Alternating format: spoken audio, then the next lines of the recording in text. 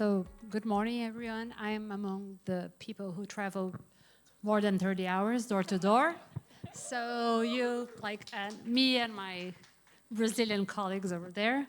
So we were, and I'm very happy to be here. I'm also a bit emotional, as I told everyone here, since we're ending a process that started in Brazil. And we were asking ourselves, why are we here? And I think that first of all, I think we're here to consolidate a whole year of learnings, a lot of learnings, and to reflect collectively about the path forward. I think that one of the trademarks of these conferences is how we've been building things collectively, and not only starting with ourselves, but also enlarging this community every conference that we had. I think also we realized that we are dealing with a global puzzle that is being formed by different issues in different countries, different stakeholders, different fields of expertise. So we're here also to understand how can we build a collective inventory that can be used by a diversity of players.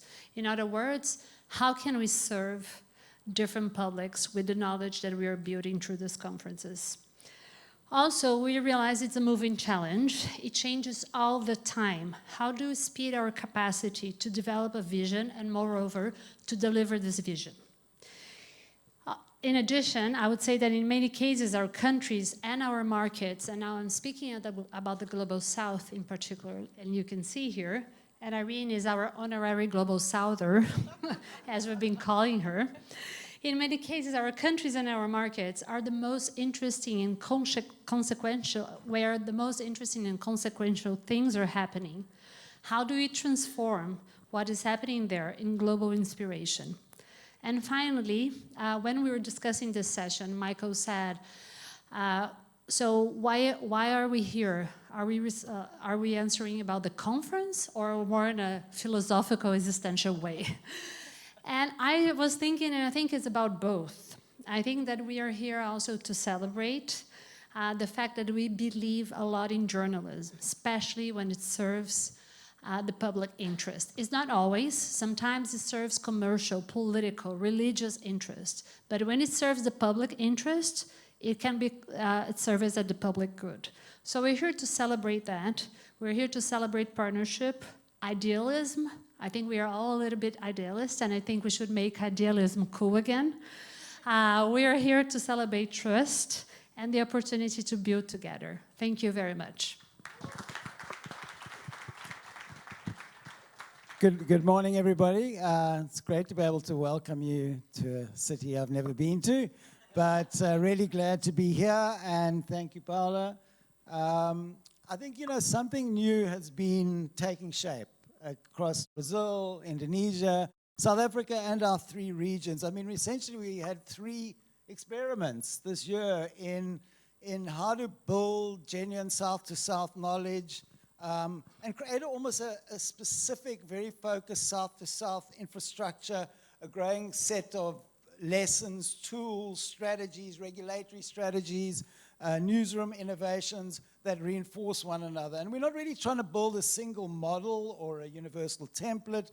We're trying to build a network of approaches that are rooted in local realities, but can be adapted depending on context and changing circumstances. And it also doesn't depend on the size of the markets. I mean, many people might not realize that Brazil's media market is 20 times the size of South Africa. Indonesia's is, I think, about 4 or 5 times the size of South Africa. But what brings us together is not about the scale of our media markets, but it's about institutional coherence, strong regulatory processes, very organized civil society, and clear political intent. And I think the last is very important, because without that, we're going to struggle. And across all three regions, we've had exactly the same issues. Collapsing business models amongst journalism, algorithmic opacity, AI vulnerabilities, and really just growing information disorder. And connecting these experiences gives us a new analytical lens for understanding media sustainability, and one that doesn't just depend on global north precedent. So You know, just to conclude, I mean, this week is really not the end of 4 gatherings. We see it's the start of a problem-solving platform that has been made possible by coalitions that, as Paula said, matched idealism with thought leadership and competence. And also thanks very much to IFPIM for making this possible. Thank you. Thank you, Michael and Paula. My name is Wahyu Dhyatmika. I represent AMSI, the Indonesian Cyber Media Associations. Thank you so much for being here. Thank you so much for making the time, making the energy to be here to contribute all of your insights and knowledge into this one-day gathering. 2 of my colleagues has said so much, all of the important things about this gathering, and I will be, I think, the most brief.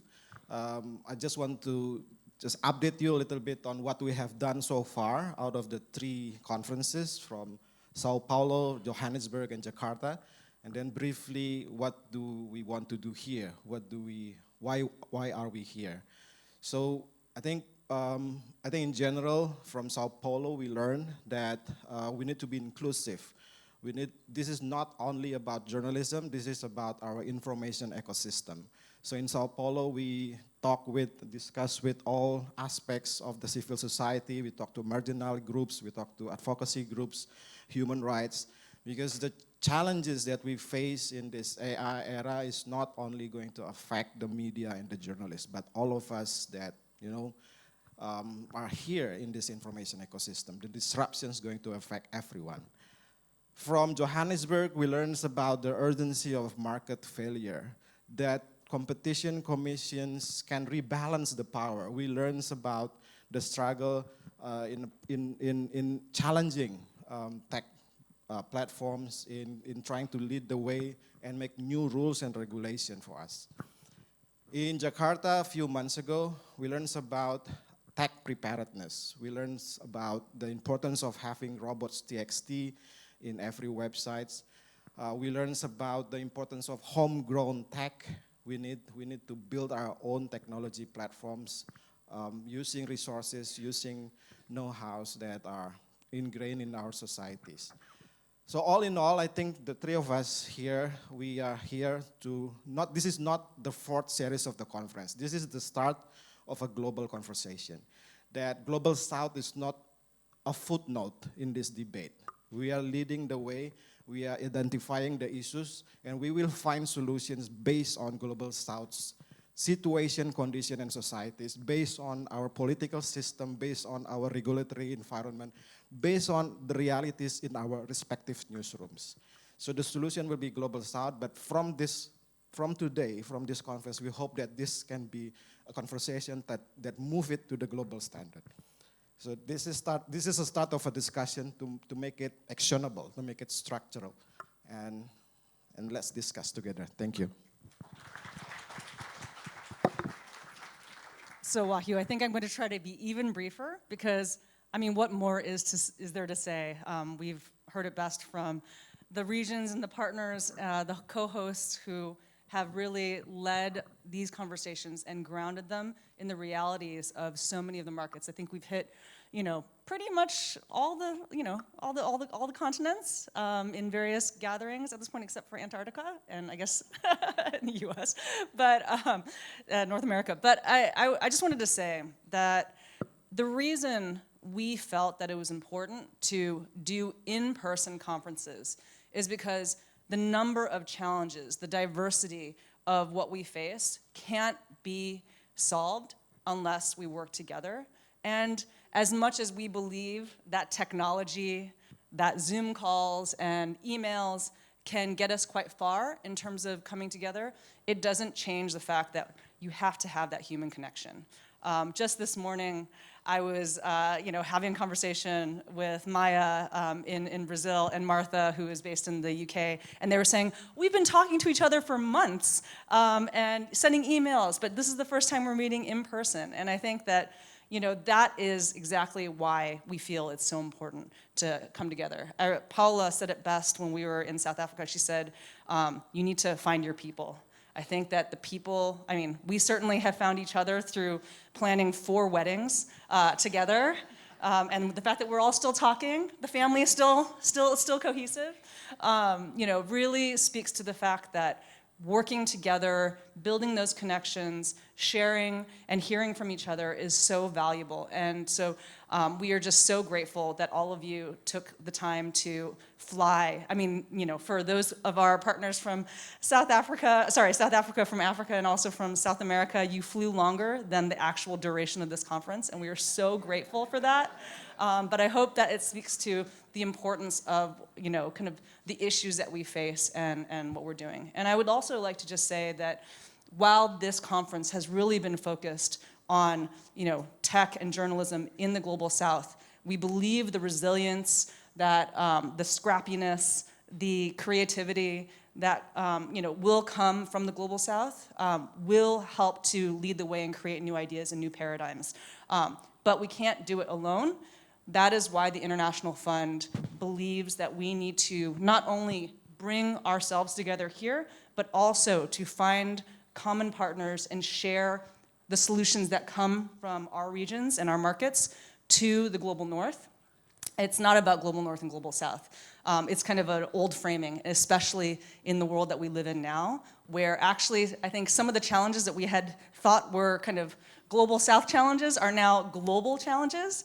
And I think that the solutions will also be the same. So thank you all so much for coming, and just huge gratitude to my family and all of us to welcome you to this conference, welcome you to KL, and hope that you all make those connections and find your people as well. Thank you.